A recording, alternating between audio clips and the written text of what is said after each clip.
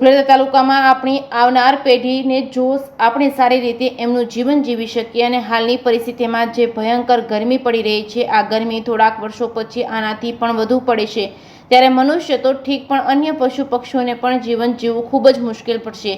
આપણે કોઈ પણ જગ્યાએ હોય એ જગ્યાએ પણ હવે વૃક્ષો વાવવા અને એમાં ખાસ કરીને લીમડા, પીપળા, આસોપાલો તેવા ઘણા વૃક્ષો છે કે જે ઓક્સિજન સાથે આપણી ધરતી માતાને ઠંડી રાખવામાં મદદ કરે છે। તો સર્વ મનુષ્ય માત્રને હવે ફરજ બની રહી છે કે ફરજ બની શકે છે કે દરેક ઘર આંગણે અથવા તો આજુબાજુમાં વૃક્ષો વાવવા ફરજિયાત છે। આવો જ એક સંદેશ લઈને ઉપલેટા શહેરની 25 વર્ષથી વધુ સમયથી અનેક માનવતાવાદી સેવા કાર્ય કરતી સંસ્થા માનવ સેવા ટ્રસ્ટ દ્વારા થોડાક ઓછા પણ જે કાંઈ વૃક્ષો વાવીએ છીએ સંપૂર્ણપણે ઉછેર એ માટે સંસ્થા દ્વારા દાતાઓના સહયોગથી માનવ સેવા ટ્રસ્ટના સહયોગથી 50 વૃક્ષોનું વાવેતર કરવામાં આવ્યું હતું। આ સાથે દરેક વૃક્ષ ખૂબ સારી રીતે તેમનો ઉછેર થાય તે માટે વૃક્ષો માટે ટપક સિંચાઈ પદ્ધતિ તેમજ સાથે ફિટ કરવામાં આવી હતી। દાતાઓ તરફથી મળેલ સહયોગ સાથે અડધી રકમ માનવ સેવા ટ્રસ્ટ દ્વારા એમની સાથે જોડવામાં આવી હતી। જેકેએસની ગુજરાતી સાથે अर्शी आहिर उपलेटा। नमस्कार, मारू नाम डॉक्टर प्रियंकाबेन भालोड़िया है। हूँ पाटसेली हॉस्पिटल खाते अँ उपलेटा में प्रेक्टिस करूँ छूँ।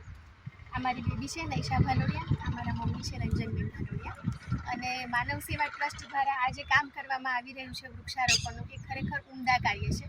अन्य घणा मानव सेवाना कार्य है ए पण खरेखर खूब सरस है, पण आ एक उत्तम कार्य है केम के आ जो नहीं होय तो आवनारी पेढ़ीने आपणे शुद्ध हवा अने सारूं वातावरण આપણે આપી શકશું નહીં। આજે તરીકે પ્રેક્ટિસ કરવાને લીધે આપણે બધું જ મેળવી રહ્યા છીએ। સરસ આપણને જિંદગી આપી છે ભગવાને, બધું બરાબર છે, પણ આપણે આવનારી પેઢીને માત્ર પૈસો અને મિલકત આપીને નથી જતી, એને સારું વાતાવરણ અને શુદ્ધ હવા પણ આપી છે।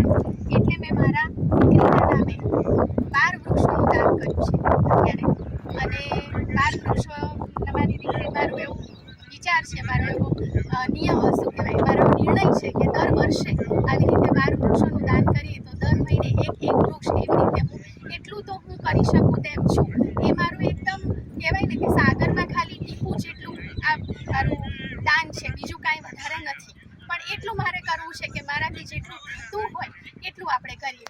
એમાં મારા મમ્મી, મારા પપ્પા, મારા હસબન્ડ ડૉક્ટર પ્રતિકભાઈ ભાલોડિયા બધાનો ખૂબ સારો સહકાર છે અને એનાથી અમે ખૂબ